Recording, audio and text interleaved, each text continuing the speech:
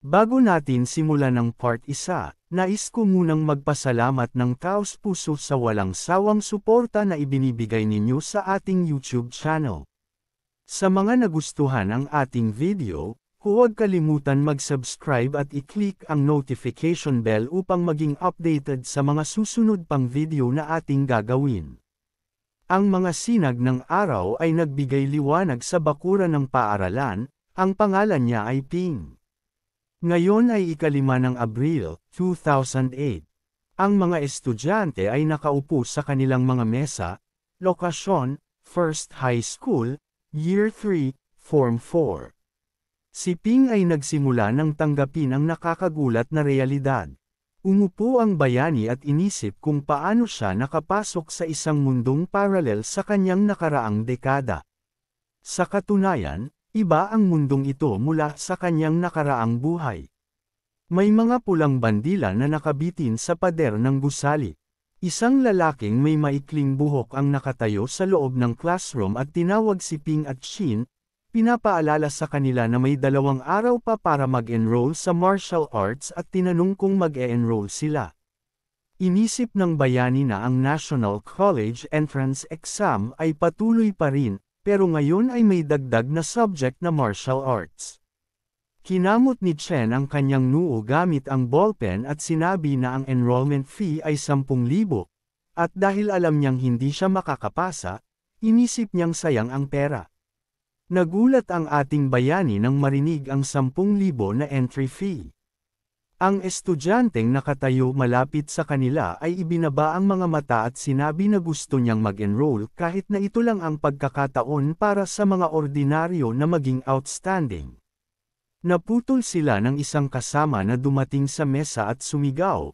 Tinanong kung nakita na ba nila ang balita kahapon na isang mahusay na master ay malapit ng mag-breakthrough sa ika-8 stage. Sinabi rin niya na opisyal nilang hinamon ang kinatawan ng Pacific Region. Ang batang blonde na estudyante ay nagulat at sumagot na ang Ginoo ay kamakailan lang nag-breakthrough sa ika-7 stage. Si King ay naguguluhan, at ang iba pang mga klase ay napalingon nang marinig nila ito bilang katotohanan at ito ay nabanggit sa report. Tinanong ng blonde na estudyante kung na-update na ba ang ranking at kung si Mo ay nasa top 30 na. Iniisip ng ating bida habang ngumingiti na nanood siya ng maraming IC sa TV sa kanyang nakaraang buhay at matapos obserbahan ang kanilang kasiyahan, naging malinaw na ang pagiging martial artist ay isang first-class na propesyon. Lumingon siya. Tinawag ng kaibigan niya ang Master Ma, ito ba si Mahua Ping? Ngunit kumunat ang noo ni Chen at sinabi na hindi magalang na tawagin ang isang master gamit ang kanyang unang pangalan. Napagtanto ng ating bida na si Mahua Ping nga ito at nginitian lamang siya ng awkward. Pagkatapos noon, demonstratibo niyang tinama ang kanyang mga labi at sinabi na hindi siya naging maingat sa kanyang salita kamakailan. Iniisip na mas mabuting maghanap na lang sa internet at masyadong hinala na magtanong ng maraming katanungan. Habang ngumingiti at nilalagay ang kamay sa likod ng kanyang ulo, tinanong ni Ping ang kanyang kaibigan kung may mga internet cafe sa paligid, at tumugon ito na mayroon at madalas siyang pumunta roon. Muli siyang tumawa ng awkward at sinabi na hindi lang siya nakapunta doon ng matagal na, at iniisip na kung nandyan pa, malamang nandoon pa rin ang mahusay na manager. Inisip ni Ping ang babae at naalala kung paano siya noong araw sa school, palagi siyang lumalabas sa kanyang mga panaginip at gumagawa ng nakakahiya hanggang sa sukdulan. Ang karatula ay puti na may pulang mga letra. Nagulat si Ping sa receptionist, iniisip na may masamang panlasa siya nung bata siya, ano ba ito? Hindi ito ang alaala ko. Ngunit pinutol ng babae ang kanyang mga iniisip ng mag-smile at tanungin kung nais niyang mag-top up ng kanyang account. Kung mag-top up siya ng $50 ng buo, makakakuha siya ng mas marami. Tumingin ang lalaki sa kaunting pera sa kanyang kamay at naisip na hindi siya parang maluwang ang pera. Ibinato sa kanya ng receptionist ang pass sa mesa. Nang sinabi ni Ping na hindi, mag-top up siya ng Kinomentaryo niyang pobre siya at patuloy na tinitingnan ang internet dito. Narito ang iyong temporary membership card, sabi ng babae. Tiningnan siya ni P ng pagkalito, iniisip kung baka masyado siyang mabilis magbago ng attitude. Talaga namang hindi sila magiging masaya kung wala silang pera mamaya. Nasa harap na ng computer si Ping, binuksan ng lalaki ang bibig at sinumpa. Nang kumunat ang kanyang noo, sinabi niyang, kailangan ko talagang sumali sa exam na ito, at iniisip ang iba't ibang tao ng iba't ibang edad. Naisip ng bayani na sa mundong ito, may mga hindi nasasabi na mga alituntunin na alam ng lahat mula pagkabata. Anuman ang gawin mo, ang lakas ay kayang magbigay ng lahat pati na rin magkuha ng lahat. Ang mga lokal na cultivators ay iba sa mga nasa mga nobela. Ang mga cultivators ay may walang kapantay na estado at impluwensya sa lipunan. Nahahati sila sa siyam na yugto mula sa pinakamababa hanggang sa pinakamataas. Sa mundong ito, tanging mga cultivator lamang ang pinapayagang magtatag ng mga kumpanya. Pagdating mo sa ikatlong yugto, maaari ka nang maging gobernador. Ganon din sa industriya ng libangan. Maraming kamay ang nag-abot sa Navy, ang pambansang martial arts examination. Ito ang tanging pag-asa para sa mga nagnanais magtagumpay, kaya sinabi ni Gia na ito lang ang paraan para mag-stand out at maging tunay na malakas. Kinamot ng bayani ang kanyang ulo at naisip na hindi pwedeng ganun lang kasimple. Ang entry fee pa lang ay $10,000 at may 2 araw na lang bago magsimula ang registration period. Isang tao ang pumikit at may mga itim na guhit. Hindi natuwa si Ping na ang lahat ng mga karakter mula sa manga at anime ay near reborn na may mga cheat. Kaya't bakit naman siya hindi kayang bayaran ang entry fee kung nasaan na ang kanyang cheat? Nakaupo sa harap ng monitor, may pumasok na thought ang bayani na baka mayaman ang pamilya niya sa mundong ito. Sino ba ang nakakaalam? Baka may sarili pa siyang vilya. Pagkatapos, tumayo siya sa harap ng isang sira-sirang bahay at ngumiti ng nervyoso, napagtanto niyang walang humila sa kanyang dila. Pagkapasok sa loob ng bahay, binuksan ng bayani ang pinto at tiningnan ang paligid ng kwarto. Nakilala ni Ping ang pamilyar na amoy ng basa, ang parehong sira-sirang bahay. May narinig siyang mga yapak at isang sigaw na nagsasabing, magnanakaw ka. Tinanggal ni Ping ang sapatos nang makita ang babae sa harap niya na nag-abot ng kamay at humihingi ng pera. Tiningnan siya ni Ping ng gulat at inisip ang bilog na mukha, pagkatapos ay tumayo at hinawakan ang babae sa pisngi. Naguluhan siya. Inisip ng bayani na si Yuan ito, ang kanyang kapatid na babae. Palagi niyang ikinalulungkot na mawalan siya ng cute na mukha habang siya ay lumalaki. Pero pagkatapos ay itinulak siya ng babae at muling hiniling ang kanyang pera. Ang kanyang kapatid ay halos maglabas ng usok mula sa tainga, sinabihan siyang huwag maglaro, dahil iniwan ni mama ang 50 para sa kanilang dalawa, kaya bakit? May $5 lang sa mesa, umiwas ng tingin si Ping at naisip na bahagi ng 28 ay sa kanya, pero nagpapanggap na hindi nauunawaan, sinabi niya sa kapatid na hindi niya alam, baka ito ay nagastos na. Tingnan mo na lang ulit, sabi niya. Tumakbo si Yuan kay mama at humihingi ng tulong. Inisip ng bayani na mukhang regular niyang kinakalabit ang nanay niya para sa pang-pocket money. Lumingon ang babae sa anak at sinabi, huwag kang hysterical, malapit nang dumating si tatay, maghahapunan tayo.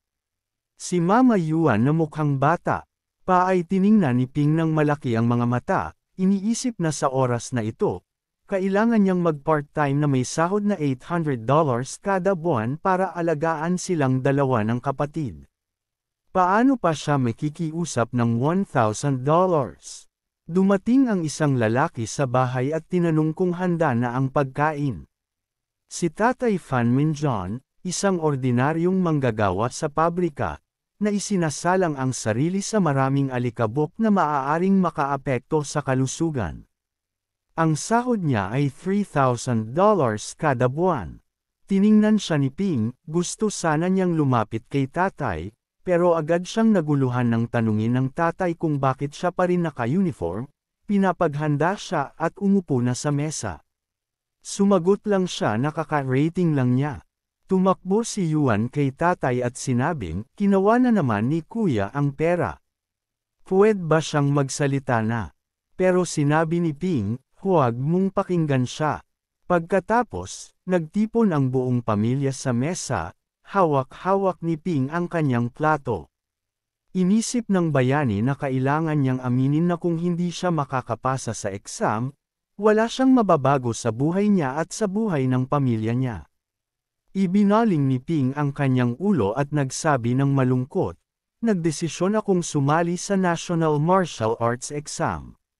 Nagulat ang buong pamilya. Nagtigilan silang lahat na may hawak pang pagkain sa kamay. Inisip ng bayani na siguro'y umaasa siya nang wala sa lugar na kayang-kaya ng pamilya niya ang entry fee. Tiningnan si King ng kinakabahan, iniisip na mas mabuting maghanap ng ibang mga paraan. Tumawa siya ng awkward at sinabi, biro lang, huwag niyo masyadong isipin. May isang kamay na nag-abot ng bank card. Nagulat siya nang tiningnan ito, habang tinitingnan ang kanyang plato. Si Mingrong ay nagtanong ulit, ang entry fee ay 10,000, tama ba? Narinig niya ito mula sa kanyang mga kasamahan. Hindi ipinahayag ng anak ang kanyang nais kaya hindi na ito tinanong. Maari na niyang withdrawin ang pera bukas. Tiningnan siya ng kanyang anak na parang naguguluhan, nang marinig na hindi importante kung makakapasa siya o hindi, kung ito ang nasa puso niya, sulit pa rin. Inisip ng bayani na kahit ganito kahirap ang pamilya nila, ibinigay sa kanya ng tatay ang pera at tinitiyak pa na hindi siya mag-aalala. Tiningnan niya ang bank card, iniisip na kung hindi siya makapasa, paano niya babayaran ang pag-unawa at suporta ng pamilya. Ngunit pinisil ito sa kanyang kamay at nagdesisyon, walang pakialam, anuman ang mangyari, magtatagumpay ako sa pagkakataong ito. Sa puting gusali, may mga gintong hieroglyphs. Hawak ang pera sa kamay, naramdaman ng bayani na may kakaibang nangyayari. Lumitaw ang iba't ibang mga letra sa kanyang mamata nang hawakan niya ang pera. Biglang nag-pop up ang isang notification sa harap ng kanyang mga mata. Kasama ng iba pang mga simbolo, nagkaroon ng mensahe na nagsasabing, mga kondisyon ay natugunan, pagtatangkang kumonekta, koneksyon matagumpay. Sa kanyang nakaraang buhay, maraming kwento ang nabasa ng bayani tungkol sa mga na-reborn. Pagkatapos, lumitaw ang isang status screen. Nakalagay dito ang balance, $10,000, energy, 1, intelligence, 1. Malinaw na may sistema. Ang mga ulap ay dumadaan sa kalangitan at ang araw ay sumisinag sa bahay ng bayani. Nakahiga si King sa kama, iniisip kung paano siya nagkaroon ng sistema. Ano ang nangyari nang matanggap niya ang pera? Ang balance ay na-replenish. Ngayon, sa harap niya, ang status ay nagsasabing, balance, $10,000, energy, 1, intelligence, 1. Kung ang pera ay kanya, kung hindi, wala pa ring mangyayari. Pagkatapos, kinuha niya ang bill sa kanyang mga kamay at napansin na kahit kulang ang pera, itinuturing pa rin ito bilang tapat. Nakasakay siya sa kama, at iniisip na dahil nagbago ang balance, malinaw na maaari niyang taasan ang energy at intelligence. Nilunok siya at tinangka niyang sabihin sa sistema, taasan ang stats, ngunit hindi nagbago ang impormasyon sa window. Nagpapakita ng hindi pagkagalit, sinubukan ni Ping ang iba't ibang mga galaw at kilos, sabay sabi, dakilang sistema, pwede ba akong gumamit ng pera para itaas ang stats? Oh my God, itaas ang stats. NTU, sana maging maganda ang sistema na ito. Pagkatapos, tiningnan niya ulit ang information window na may hindi pagkagalit. Iniisip kung anong mali sa kanyang cheat. Itinaas ng bayani ang mga kamay at sinumpa, sinabing hindi siya dapat lumitaw ng ganito kalate. Sana binigyan siya ng energy, o aalisin na lang niya. Bigla, isang pulang liwanag ang pumulibot sa kanya, at muling lumitaw ang window na may balance na 0. Energy, 1.1, Intelligence, 1. Laking gulat ni Ping nang buksan niya ang mga mata, ibinaba ang kanyang ulo, at naramdaman niyang mas bumilis ang tibok ng puso niya.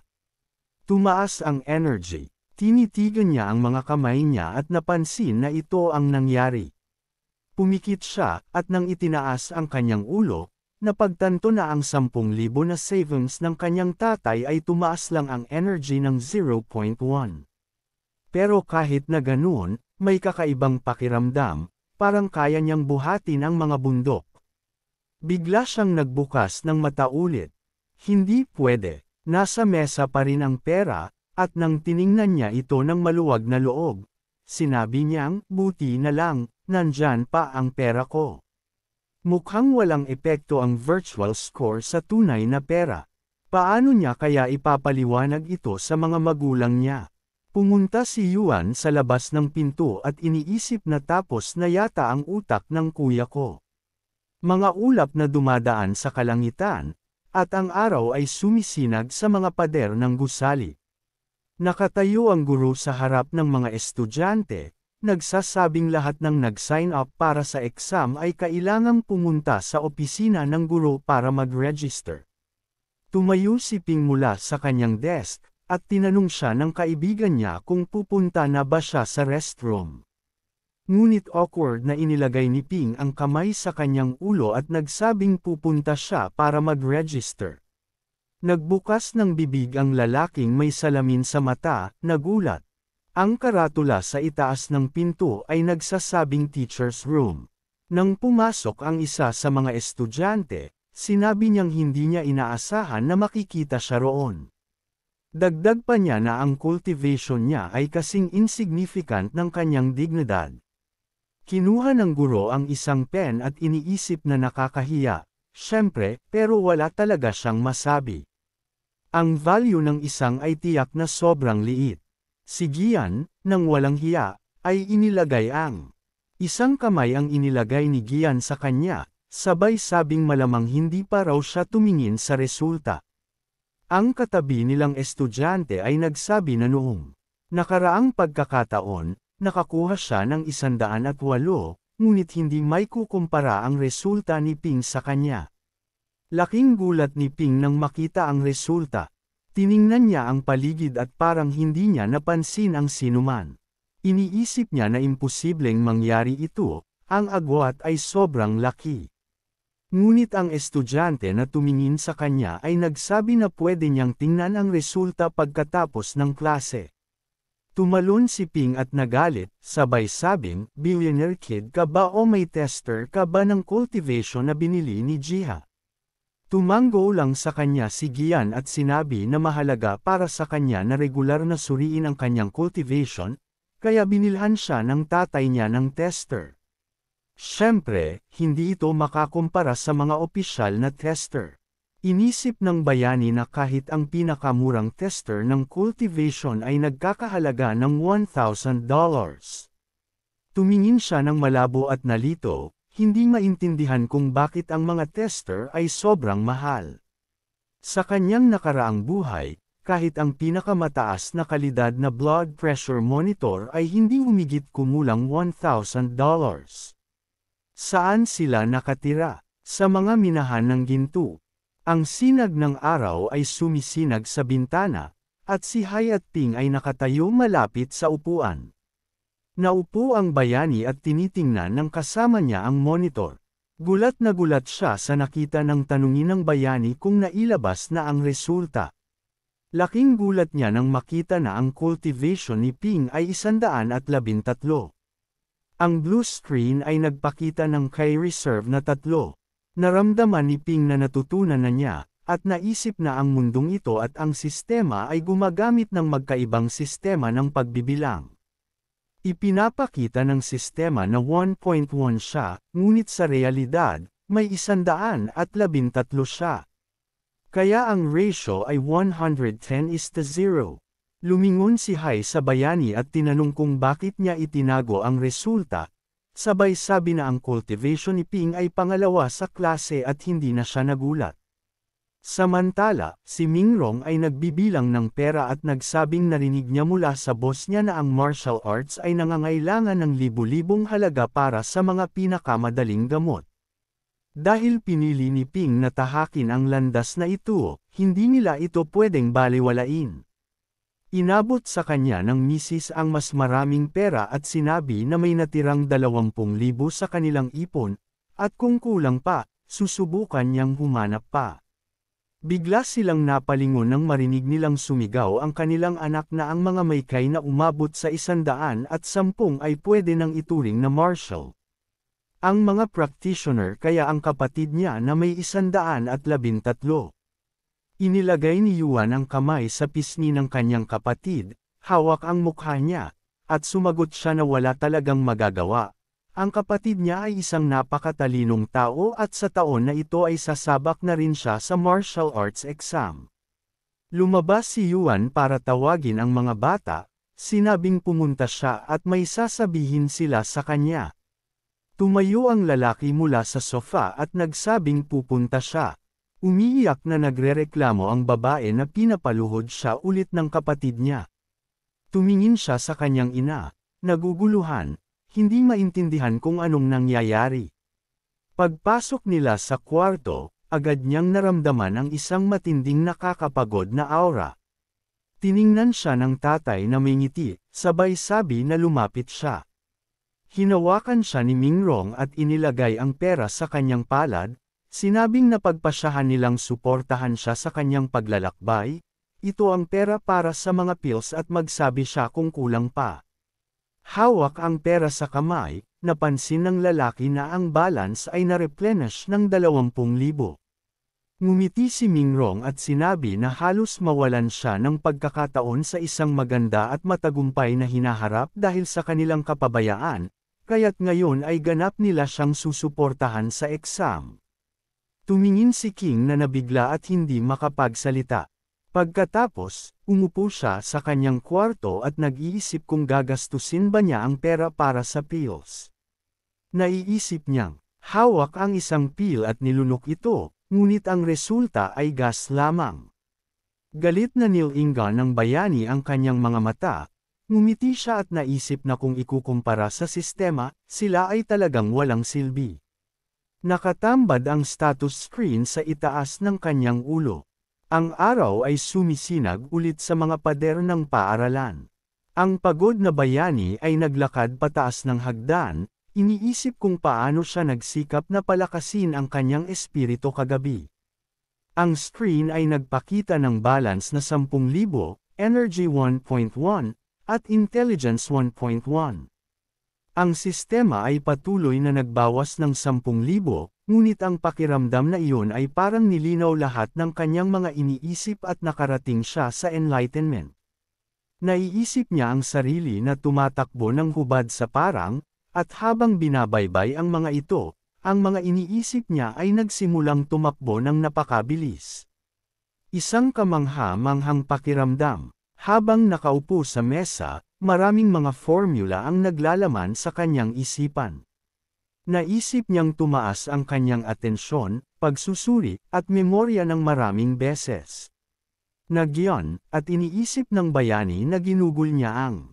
Nang gabing iyon, nag-aaral at napansin ang kanyang bagong kakayahan. Bigla, may tumapak sa mga hagdang-hagdang at si Ji Hao ay biglang sumugod kay Ping. Nagtumbang silang dalawa sa sahig. Nang makabangon, sumigaw si Ping ng sakit, ngunit sumagot ang lalaki na magaling niyang itinago na may 113 units siya, at isipin mo, siya lang ang may 110. Nang magtulungan na ang iba pang mga estudyante pababa ng hagdan, binati nila si Ping. Nalaman na ng buong paaralan ito. May isang lalaki na hinawakan si Jiang sa kwelyo, ngunit itinapon siya ni Ping ng mabilis na galaw. Pagkatapos, umupo siya sa tapat ni Ping, tinanong ang sarili kung bakit mayroon siyang malalakas na kalamnan at matibay na pangangatawan, 108 puntos, samantalang si Ping ay may 113 puntos na may mahihinang kalamnan at payat na katawan. Frustradong nagmamadali ang lalaki sa pasilyo. Isang matandang guro ang nakakita sa kanila at natuwa na nandyan pa sila. Nilapitan si Ping at iniabot ang ilang mga libro, sinabing dapat niyang basahin ang mga ito. Nakatingin si Ping sa mga libro, nagulat siya nang makita ang nakasulat sa ibabaw ng isa, Basic Theory of Martial Arts Volume 1. Tinuturo ng guro na mabuting basahin ang mga ito dahil naglalaman sila ng mga plano sa pagsasanay ng martial arts. Dahil isa ng practitioner si Ping, sana ay magtagumpay siya, kahit na siya ay isang hakbang na nasa likod ng iba. Tumulong daw ang mga guro. Napalaki ang mga mata ni Ping sa narinig at ngumiti, nagpasalamat sa guro. Inisip niya na wala naman siyang gagawin sa klase dati, kaya't napakagandang balita ito. Dapat sabihin ko na sila ay mabubuting tao, wika niya. Habang aalis ang guro, sinabi nitong may kailangan siyang ilang tao at may misyon siya para sa kanila. Tiningnan lang siya ni Ping nang may tanong sa mata. Pagkatapos, nilingon siya ng guro at sinabi na matagal na niyang tinanong ang direktor kung may pagkakataon siyang magtulungan sa mga pinakamahusay sa unibersidad. Nagulat si Jinyang nang makita sila habang tumatawid ng kalsada, sinabi niyang magaling ang mga ginawa nila. Inisip ng bayani na medyo ordinaryo ang hitsura ng lalaki, nakatingin lang sa screen ng kanyang phone. Pumikit ang bayani at naisip na kahit na siya ay isang martial artist, mukhang isa lang siyang pangarap na bagong pumasok sa unibersidad. Naalala ni King kung paano siya tinitigan ng mga estudyante na parang galit na tinawag siyang mangmang. Tinanong lang niya, sino si Jinyang? At kinuskos ang mukha sa kalituhan, nagkumpirma na dapat niyang malaman ang tungkol sa kanilang mga idolo. Isa sa mga estudyante ay tinakpan ang mukha gamit ang kamay, tapos inalis ang jacket at ipinakita ang t-shirt na may nakasulat na, I love Jinyang, at itinutok ang daliri kay Ping. Tumayo si Ping ng lubos na naguguluhan. Inintroduce ng babae ang lalaki, at inilarawan siya bilang isang 19 anyos na lalaki na mahilig sa mansanas at walang masyadong bagay na hindi niya gusto. Pagkatapos, naglakad si Jinyang at kumaway sa mga tao sa mga kotse. Ang paborito niyang libangan ay ang pagpapalakas ng katawan at isipan. Pagkatapos, hawak ni Jinyang ang kanyang honors diploma. Hindi siya kailanman sumuko sa landas ng pagpapractice. Sa nakaraang exam, nakapasok siya sa unibersidad bilang pinakamahusay na combat practitioner. Tumakbo siya sa ulan at sinabi ng babae na siya rin ang unang nakapasok sa isang prestihiyosong unibersidad mula sa mga lower class. Pagkatapos ay tiningnan siya ng bayani mula sa likod, nagulat nang makita niyang nagdiriwang ang lahat kay Jinyang, sumisigaw ng, "Welcome back, please say something." Si Jinyang ay ngumiti ng awkward at nagsabing sobra sila sa pagpapakita ng galang. Mabilis ang takbo ng bus sa kalsada, may nagtanong kung maaari niyang ibahagi ang sekreto kung paano siya nakapasok sa martial arts world mula sa lower class. Hindi tumingin si Ping habang nakikinig kay Jinyang na nag-i-introduce ng ilang circles at nagsasabi tungkol sa 5 pangunahing pagsusuri ng martial arts, political career, culture, specialty, experience, at ang lakas pisikal. Ang babae na nakaupo sa tabi niya ay tinitigan siya ng may pagmamahal nang sinabi niyang ang bawat isa sa kanila ay may kay-value na 10. Ngunit kahit ganon, para matugunan ang mga requirements, bumukas ang mga bibig ng lahat sa gulat nang marinig nilang magiging peligroso ito. Tumingin si Jinyang ng seryoso at sinabi na kung makokontrol nila ang kanilang emosyon, maaaring magbago ang resulta sa isang paraan. Ang mga estudyante ay tahimik na tumingin sa kanya, at ang iba pang mga lalaki ay tahimik din. Itinaas ni Jinyang ang kanyang daliri at sinabi na may kinalaman ito sa kasiyahan, galit, lungkot, at inspirasyon. Kung ang alinman sa mga emosyon na ito ay lumampas sa hangganan, magsisimula ng kumulo ang iyong kai at magiging hindi matatag, lalo na ang galit. Madali lang ito, pero malaki ang magiging epekto. Itinaas din ang daliri ni Jinyang at ngumiti, na nagmumungkahi na imagine nilang naiinsulto sila bilang isang halimbawa. Tumingin si Ping sa lalaki at iniisip, paano ba maaaring imaginein ang isang pakiramdam? Ang bus ay dumadaan sa iba pang mga sasakyan nang magpatuloy si Jinyang at sinabi na kung may karanasan, hindi magiging problema ang pisikal na pagsubok, isa lamang itong pagsubok sa pagsabog ng lakas, liksi, at katatagan ng katawan. Siyempre, hindi ito naaangkop sa mga basura na nakakamtan ang mga resulta sa pamamagitan ng pag-inom ng kung ano-anong gamot na binibili gamit ang pera ng pamilya. Sa mga gamit, maganda ang lakas nila, pero ang kanilang pundasyon ay kasing dumi ng isang bahay na gawa sa baraha. Bukod dito, hindi sila magiging mga mandirigma. Binanggit niya nang may kaunting ngiti sa mukha na kung hindi nila kayang patumbahin ang manok o kahit isang alaga ng walang pag-aalinlangan, ano pa ang masasabing nila tungkol sa mga tao? Tapos ay ngumiti pa siya ng mas malaki at sinabi na ang pagpatay sa tao ay lubos na naiiba sa pagpatay ng mga manok. Lumuwa ang mga mata ni Ping sa gulat. Tumingin siya kay Jinyang, iniisip na kung sinabi ito ni Jinyang ng ganun kanatural, malamang ay napatay na siya ng maraming beses. May mahigpit na batas pa naman sa mundong ito, hindi naman dapat siya nagkaroon ng pagkakataon na pumatay, di ba? Nakita ng hero ang sulyap ng babae kay Jinyang, at iniisip din niya na maliban pa roon, siya ay isang freshman pa lang. Ang mga sinag ng araw ay nagpapaliwanag sa simpleng bahay ng ating bida. Tinanong ng ina ni Ping kung bakit siya nagising ng maaga, hindi naman siya kailangang pumasok sa paaralan. Sumagot siya na nag-iisip lang siya ng malalim. Ang panganay ay umuwi mula sa unibersidad at ihahatid siya sa paaralan para sa kanyang talumpati mamaya. Ngayon, nakahiga siya sa kama, inaalala ang mukha ni Jinyang at ang mga salita niya tungkol sa pagpatay sa tao na ibang-iba sa pagpatay ng mga manok. Tumingin si Ping ng malungkot, iniisip kung paano niya nasabi iyon ng ganoon kanatural. Bumangon siya mula sa kama at nagpasya na napatay na siya. Ang telepono sa ibabaw ng mesa ay tumunog. Nilagay niya ito sa kanyang tainga at narinig ang bagong impormasyon. Ang target ay nakatakas papuntang kanan, at may hangganan sa pagitan ng mga probinsya. Kung makakatakas ang target, habang nakatayo at may hawak na tuwalya, nilinaw ni Jinyang na hindi ba't sinabi niyang huwag gumalaw hanggat hindi siya dumating. Dapat manatili ang target kung saan siya naruroon, hayaan silang magbantay.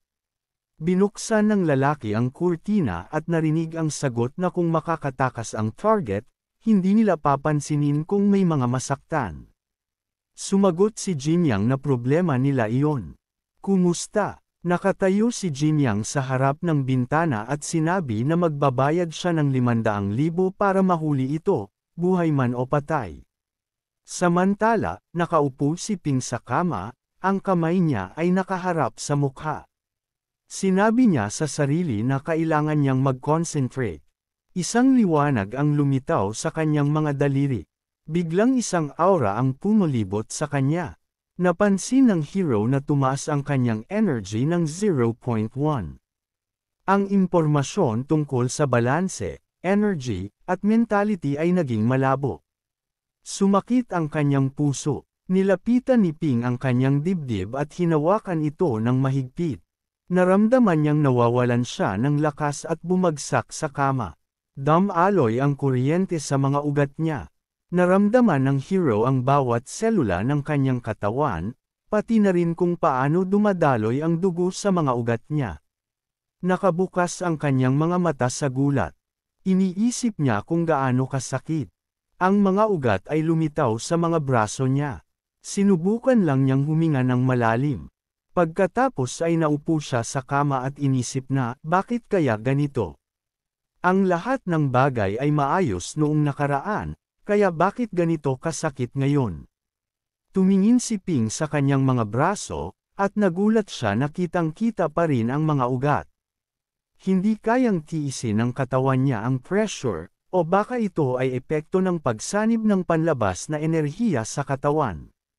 Pero habang pinapalaki ang braso, nagdesisyon siyang, sa impyerno na ito, nagsisimula na siyang magka-addict sa sakit na ito. Parang ang dugo ay kumulo at damaloy ng napakabilis. Binuksan ng bayani ang kanyang bibig at nagsalita ng tapat. Papalabas siya ng bahay at isinusuot ang kanyang jacket nang maalala niyang kailangan niyang ihatid si Jinyang sa paaralan. Habang papalabas, nadaanan niya ang isang lalaking nakamaskara. Hindi sinasadya niyang nabangga ito, kaya't lumingon siya at nagpaumanhin. Naupo ang lalaki sa sahig, tinakpan ang kutsilyo gamit ang kanyang kamay at sinabi na huwag mag-alala. Sa isang mabilis na galaw, itinago ng lalaki ang kutsilyo sa kanyang manggas at tiningnan lang siya. Naisip ni Ping na kakaiba, hindi niya matandaan na may nakatira roon. Nilihis lang ng lalaki ang kanyang mata patungo kay Ping. Pumasok si Jinyang sa bus, nagpaumanhin dahil sa pagkalit. Tinawag siya ng isang estudyante na nakaupo doon. Si Giant ay nakaupo katabi ni Ping at nagsabi na kamangha-mangha ang mga guro. Seryoso nilang inimbitahan si Jinyang upang tulungan ang mga estudyante ng lower classes sa exam. Tiningnan siya ng bayani at muling tinanong kung anong espesyal sa isang graduate na bumalik sa kanyang paaralan. Ngunit tiningnan siya ng kakaiba ng lalaki at sumagot na, isang ordinaryong graduate. Oo, pero hindi si Jinyang, ibang usapan siya. Naglakad si Jinyang sa bus, kumaway sa lahat, at narinig ni Ping na tinawag siyang cultivator. Tumingin si Ping sa nagdaang bituin, narinig na ang mga cultivator sa buong syudad ay kasing halaga ng ginto, ngunit si Jinyang ay isang freshman pa lamang. Dapat ay alam na ng isang ignorante tulad niya kung ano ang ibig sabihin nito, isang nakakatakot na talento. Biglang hinawakan ni Jinyang ang balikat ni Ping at sinabi sa kanya na ginagawa niya ang lahat upang maging cultivator, ngunit kailangan niyang alalahanin na mahina ang katawan niya. Sa ganitong pundasyon, hindi siya makararating ng malayo. Itinaas ni Ping ang kanyang ulo at narinig din niyang hindi alam ni Jinyang kung anong klase ng mga gamot ang kanyang iniinom, ngunit ang kay niya ay tumaas ng sobra kamakailan, at iniisip niyang napansin ito ni Jinyang. Habang nauupo, sinabi ni Jinyang na hindi dapat gawing parang candy ang mga ganitong gamot. Isang pagkakamali lang ay pwedeng magdulot ng pagkawala ng kanyang karera bilang cultivator. Inayos ni Jinyang ang kanyang bag at patuloy na nagsabi na kung tataas ang kay niya ng walang pisikal na pagsasanay, magdudulot ito ng kamatayan dahil sa sariling kapabayaan. Lumingon si Ping sa kanya at nagpasalamat sa babala. Iniisip na ito ang kapangyarihan ng isang cultivator. Nakapagdetermina ng bayani ng tumpak ang konsentrasyon ng kanyang kay sa isang mabilis na sulyap. Pagkatapos, nakita niya ang mga bituin sa itaas ng kanyang bahay. Si Ping ay nag-eehersisyo sa likod bahay, at pagkatapos ay lumipat sa paggamit ng press. Sinimulan niyang mag-push-ups at pagkatapos ay nag-squats. Pinupunasan ang pawis, iniisip ng bayani na hindi siya nakaramdam ng pagod. Ito ba ay dahil sa pagtaas ng kanyang kay? Gaya ng inaasahan, kailangan niyang kumonsulte kay Jinyang upang ma-optimize ang kanyang training. Bigla niyang naramdaman na may isang mata na nakatutok sa kanya. Lumingon ang bayani at nakita ang isang anino sa bintana. Nang masusing tiningnan, napansin niya ang pamilyar na sombrero at napagtanto na ito ang lalaking nakasalubong niya sa pintuan. Tumingin si Ping sa bintana, itinaas ang kilay. Inisip ng bayani, ito ba ay bloodlust? Isang nakakatakot na kapangyarihan. Ngunit nang papalapit siya sa pintuan ng kanyang apartment, nagdesisyon siyang hindi na alalahanin pa ito. Mas mahalaga ang ibang bagay na kailangang gawin. Nagbukas ang TV at ang presenter ay nagsasalita tungkol sa isang stage 2 cultivator na pumatay sa kanyang partner matapos ang isang robbery dahil hindi ipinamahagi ang kanilang nakaw na yaman. Habang dumadaan si Ping sa kanyang kapatid na babae na nakaupo sa sopa, narinig niyang ayon sa investigasyon ng mga awtoridad, nakita ang sospek sa syudad. Inirekomenda ng mga awtoridad na mag-ingat ang mga mamamayan, at siguruhing nakalak ang mga pintuan at bintana. Sinabi ng kanyang kapatid na hindi na siya papasok sa paaralan muna, dahil kung may mangyari sa kanya, malulungkot ang mundo, mawawala ang kulay ng buong mundo. Sinabi ni Ping ng sarcastic na, sino pa ba ang maghahanap sa iyo kundi sila? Hinagis niya ng isang bag ng chips sa kanya, sabay sigaw na, mamatay ka na lang. Tumingin si Ping at nakita ang eksena ng insidente mula sa mga kamera. Sabi ng host na isang interesadong ensign ang nagproseso ng video gamit ang sarili nitong software, at nakakuha pa ng crystal clear na larawan ng murder weapon.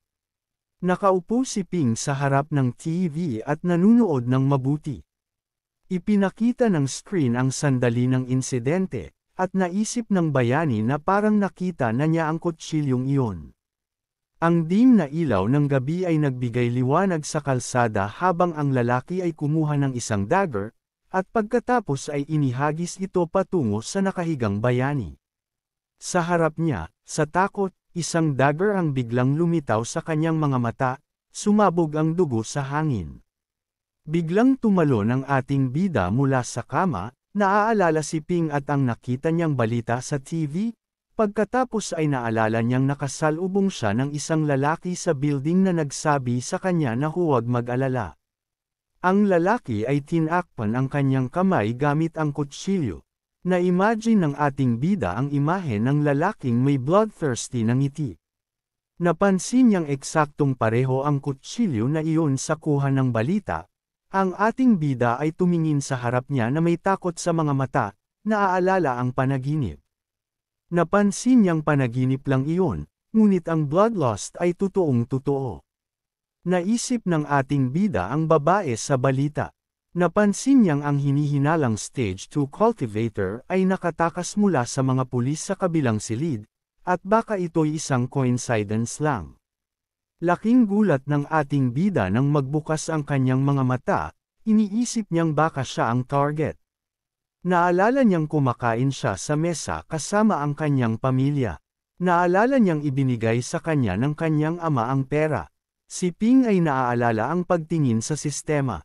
Inaalala niyang hawak ang mga papeles sa kanyang mga kamay. Iniisip niya kung alam ng lalaki ang tungkol sa pera niya. Ngunit napansin niyang imposibleng malaman iyon dahil masyadong mahirap ang kanilang pamilya.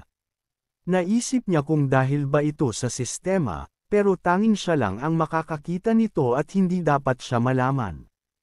Hinawakan ng ating bida ang kumot na parang pinipiga ito sa kanyang kamay.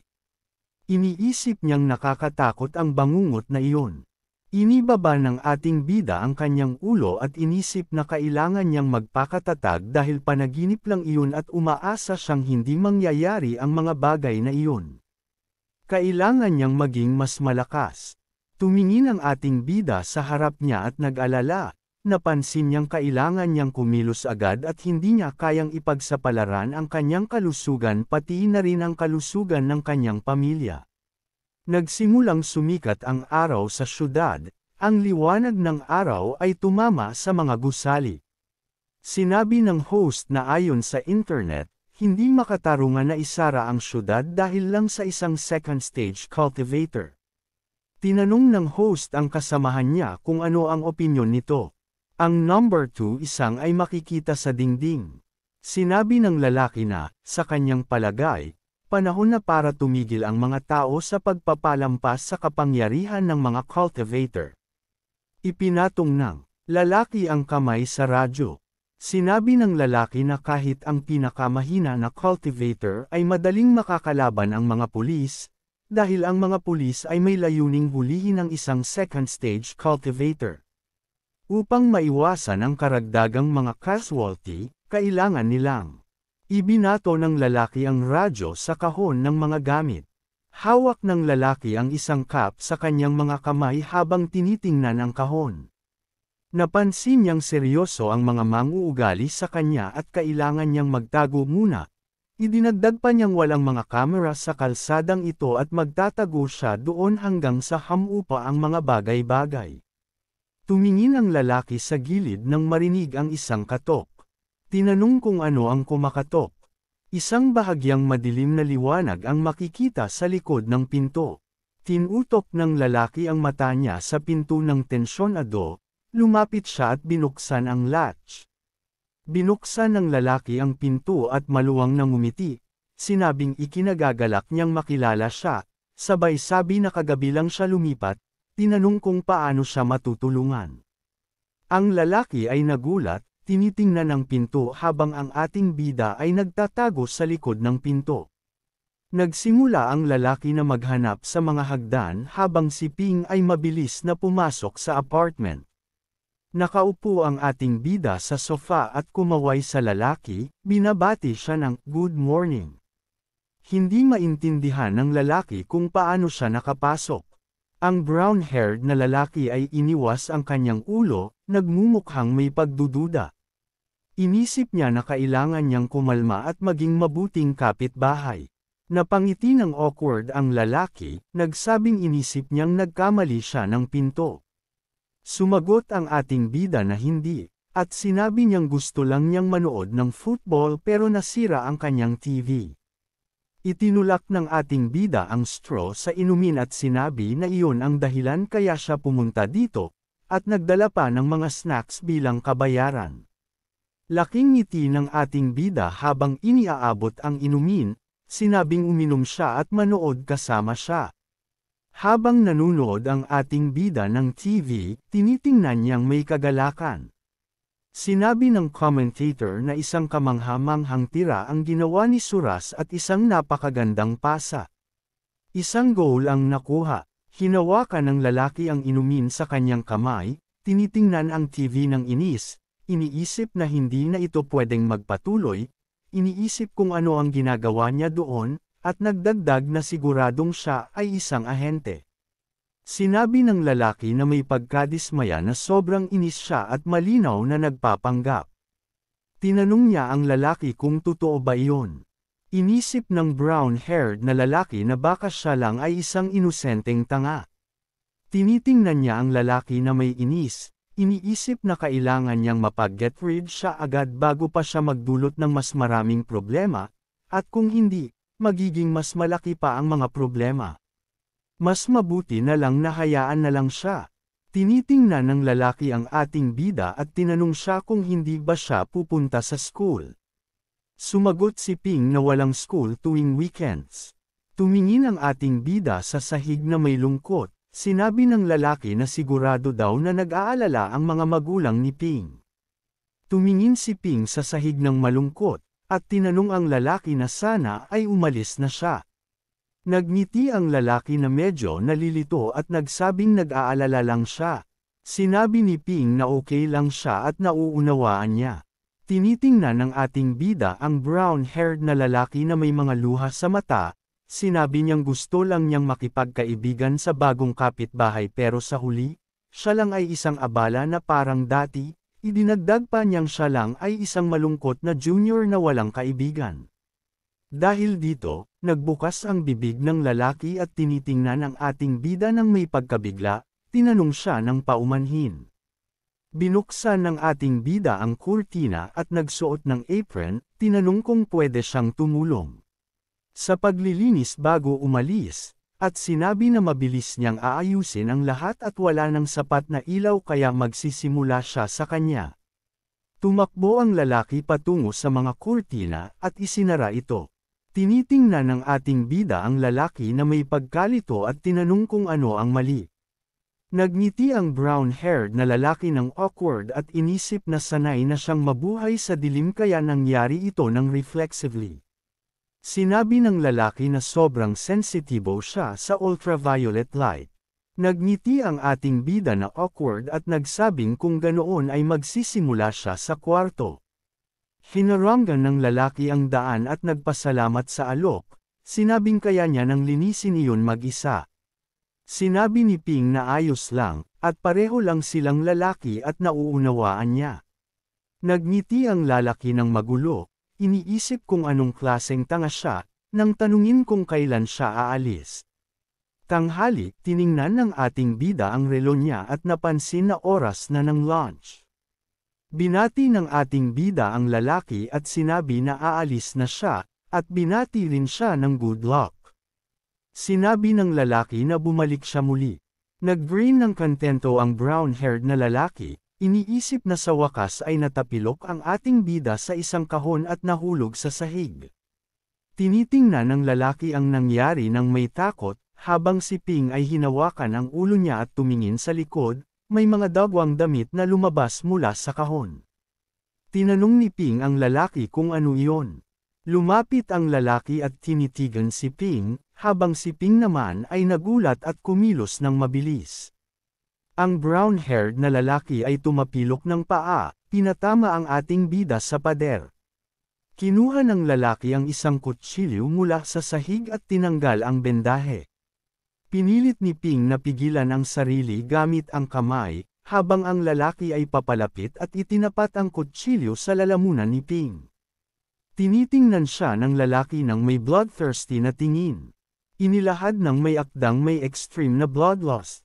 Nagulat at natakot ang ating bida habang tinitingnan ang lalaki at ngumiti ng may pagkalito.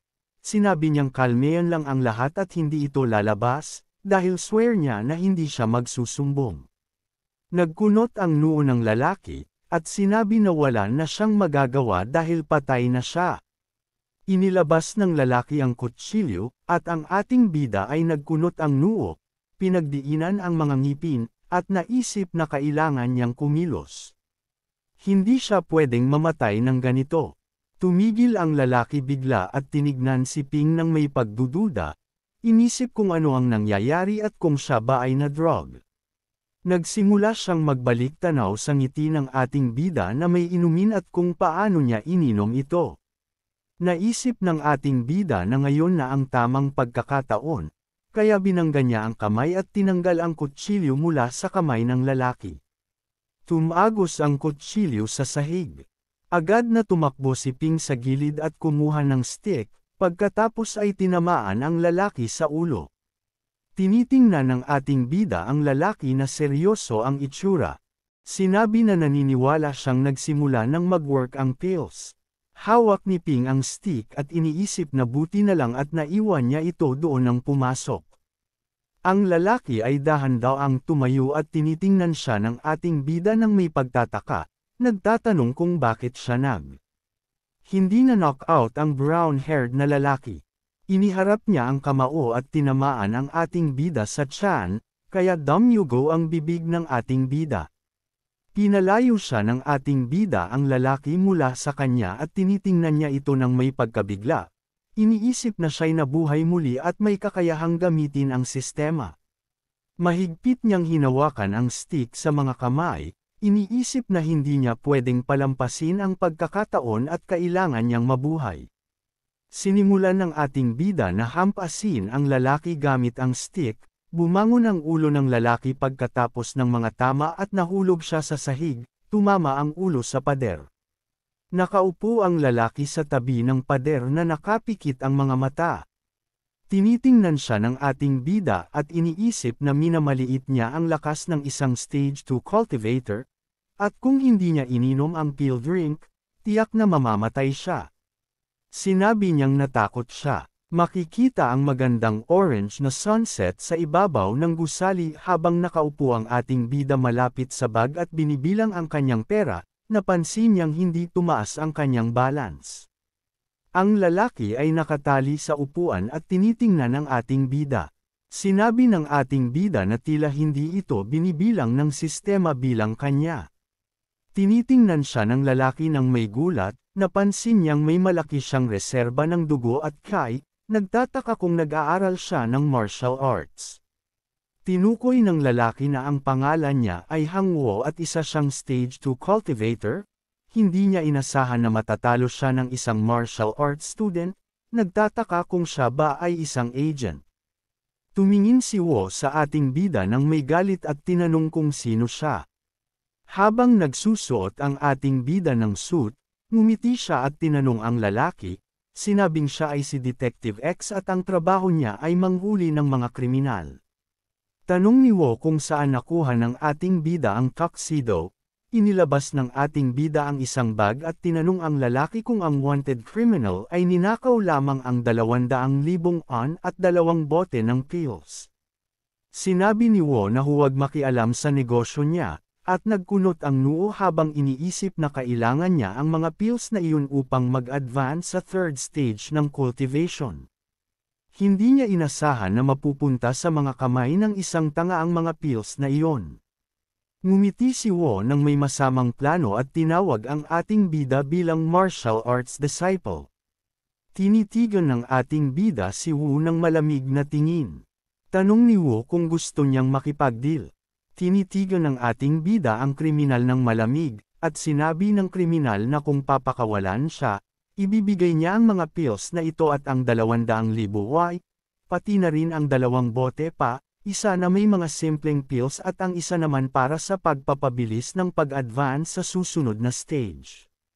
Dumaan ang dim na liwanag sa silid. Sinabi ni Wu na mayroon ding isang bote ng bone tempering pills at 2 bote ng stage 2 medicinal pills. Tumingin ang ating bida sa kriminal na parang hindi makapaniwala. Sinabi ni Wu na ang market value ng lahat ng mga ito ay 5,240,000 yuan. Napaisip ang ating bida kung talagang ganoon kataas ang presyo sa mundo ng martial arts, at ilang bote ng pills ay nagkakahalaga ng milyon-milyon. Ngumiti ng masama si Wu at tinanong kung hindi ba ito isang nakakagiliw na alok. Hindi kumilos ang ating bida, patuloy na tinitingnan ang kriminal. Itinuturo ni Wu na magiging kapaki-pakinabang ang mga Cayenne blood tempering pills para sa kanyang pagsasanay at cultivation sa hinaharap, tulad ng stage 1 pill na hawak ng ating bida. At lahat ng mga ito ay kailangan ng isang martial artist. Hawak ng ating bida ang isang berde na pill sa kanyang mga kamay. Nakatitig si Wu sa ating bida habang ini-imagine ang mga pills.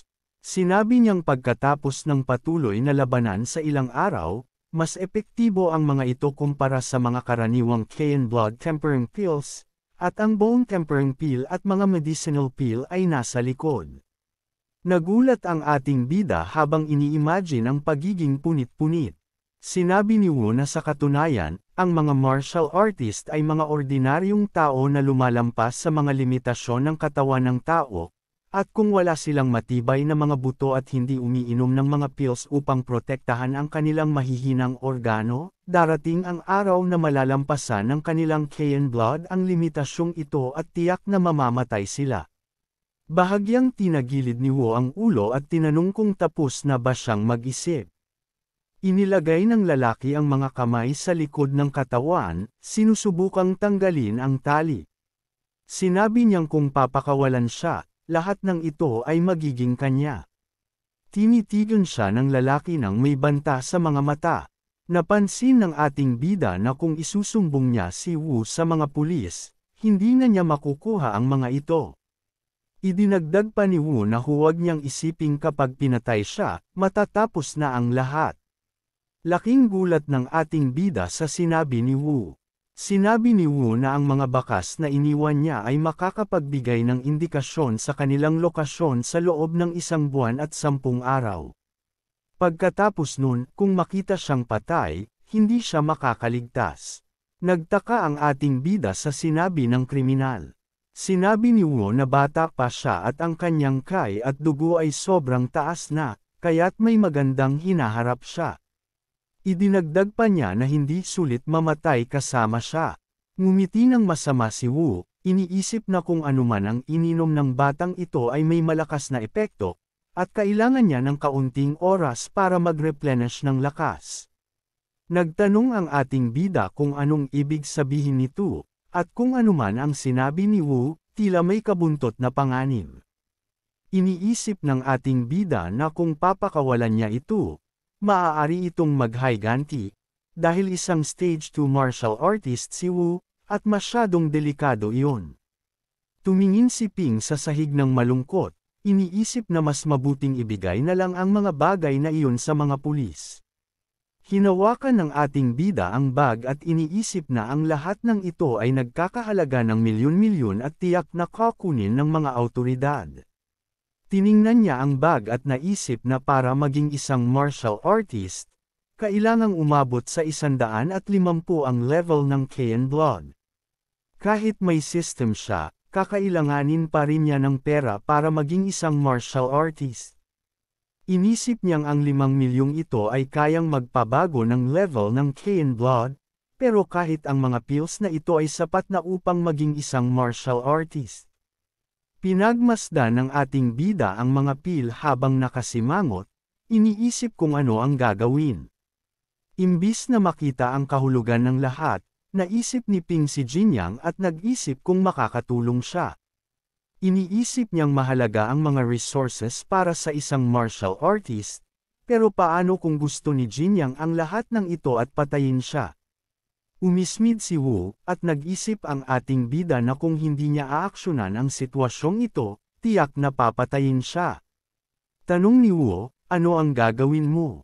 Talagang kinakailangan bang pag-isipan ng matagal ang isang tanong, iniisip ng ating bida na may 5 milyong halaga, at wala nang ibang dapat isipin dahil siya lang ang makikinabang. Yumoko ang ating bida, iniisip na may mabagsik na tigre sa harap niya at isang gutom na lobo sa likod. Nagdasal siya na sana'y zero ang pagkakataong makatagpo siya ng gutom na lobo. Inabot ng ating bida ang kanyang kamay para hawakan ang stick, at mahigpit niyang hinawakan ang stick sa kanyang kamay. Tumingin si Wu sa ating bida ng may kalituhan, at nagtanong kung ano ang ginagawa niya. Sinimulang himasin ng ating bida ang kanyang kamay, sabay sabing iniisip niyang kung papakawalan siya ni Wu kung papayag siya sa kasunduan. Tumingin si Wu sa kanya na may takot, sinabing oo, pakakawalan siya dahil siya ay isang tao ng kanyang salita. Inalis ng kriminal ang kanyang kamay mula sa tali at saka pinaswing ang kanyang kamao patungo sa ating bida, sabay sabing tapos na ang oras, at patay na siya. Tinamaan ni Ping ang ulo ng lalaki gamit ang stick. Ang mga ulap ay nagtakip sa mga tuktok ng bundok sa Sun City, Kangan. Hawak ng lalaki ang isang flashlight, tinutok ang liwanag sa daraanan niya. Naglalakad si Jinyang sa isang landas sa gitna ng kagubatan, naguguluhan, iniisip na tinignan na niya ang lahat ng dako at nagtataka kung saan nagtatago ang daga. Nagsimula magningning ang telepono ng lalaki. Inilapit ni Jinyang ang telepono sa kanyang tainga. Nagtanong si Ping sa kabilang linya kung naririnig siya, at ipinakilala ang sarili bilang si Ping. Nagpatuloy si Jinyang sa paglakad, nagtanong kung ano ang nangyari at kung bakit siya tinawag. Nakatayo si Ping malapit sa telepono na may ngiti, sinabing hindi niya alam kung paano sisimulan, at nagtanong kung nasa city pa siya. Sumagot si Jinyang na oo, nasa city pa siya. Sinabi ni Ping na nakatagpo siya ng isang wanted criminal at aksidenteng nasaktan ito. Naguluhan si Jinyang, nagtataka kung nahuli ba siya ni Ping, ang wanted na si Wu. Sinabi ni Ping na si Jinyang lang ang martial artist na kilala niya sa Sun City, kaya tinawagan siya. Ang gabi ay makikita sa kalangitan sa ibabaw ng building. Isang ilaw mula sa isang bombilya ang nagbigay liwanag sa apartment number 2011. Nakatayo si Jinyang sa tabi ng pinto, nag-iisip kung maaari bang. At isang stage 2 na martial artist ang nahuli ng isang martial arts student, na dagdag pa niyang mahirap paniwalaan. Kahit siya ay kailangang maging maingat kung makakasalubong si Wu. Binuksan ng ating bida ang pinto at tinanong si Jinyang kung bakit siya nakatayo doon. Sinabi ng ating bida na pumasok na siya agad, iniisip na hindi na ito papasok. Tumingin si Jinyang sa ating bida ng may kalituhan, sabay sabing wala lang. Nandyan lang siya at nagbabala na kung sasabihin ng ating bida ang buong katotohanan, hindi na siya matutulungan. Laking gulat ni Jinyang nang makita si Wu na nakaupo sa isang upuan at nakatali. Napansin ni Jinyang na si Wu nga iyon. Nilapitan ng ating bida ang lalaki at sinabi na kasalukuyan siyang walang malay. Bahagyang ngumiti ang ating bida, sabay tanong sa lalaki kung kapag inireport niya ito sa mga pulis, magkakaroon ba siya ng gantimpala. Tumingin ang lalaki sa ating bida nang may kalituhan at tinanong kung ano ang ibig niyang sabihin, sabay sabing linawin niya ito. Yumuko ang ating bida sa bag at sinabi niyang makikiusap siya ng diretsyo, at nakita niyang mga gamit na pag-aari ng lalaki. Hawak ng ating bida ang pera at mga gamot, at may maluwang na ngiti, sinabing gusto niyang kunin ang mga ito. Ngumisi si Jinyang nang may mali siya, sabay tanong kung anong gustong kunin ng ating bida. Inilagay ng lalaki ang mga kamay sa balakang at tanong kung hindi niya alam kung bakit siya tinatawag na kriminal, na nagpatay na ng maraming martial artist. Laking gulat ni Jinyang at tinanong si Ping kung ano ang ibig niyang sabihin. Sinabi ng ating bida na ito ang dahilan kung bakit humingi siya ng tulong kay Jinyang, at inalok itong kunin na lang ito at itago para sa kanyang sarili, na maaari rin niyang ibahagi kay Jinyang. Nagbunyi si Jinyang nang may kaluwagan, sinabing matalino ang lalaki at sigurado siyang magtatagpo pa sila sa hinaharap. Lumapit si Jinyang sa kriminal at hinawakan ang mukha nito, sabay sabi na kailangan muna niyang sabihin ito, na hindi niya magagamit ang stage 2 bone tempering pills.